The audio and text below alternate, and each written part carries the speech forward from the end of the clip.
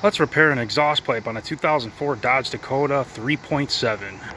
So I was coming back from vacation, stopped to get gas, didn't even shut it off, and then I pulled off, and then instantaneously I noticed everything became louder and vibratory. So I decided to take a peek, and this is what I found.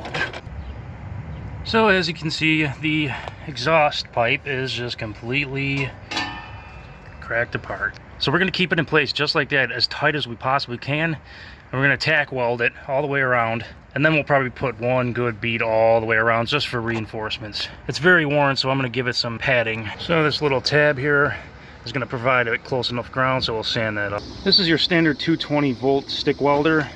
We're going to be using 7018. Now that we sanded our ground, we'll attach our ground line just like that.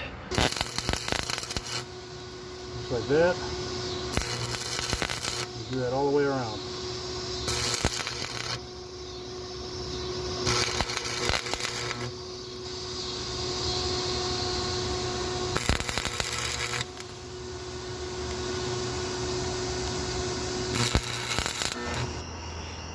Alright, so I pad welded it into absolute oblivion at about 85 amps for stick welding.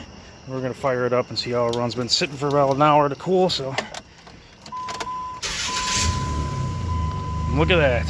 Nice and quiet again. No more shakes and no more noise. Hope you guys enjoyed.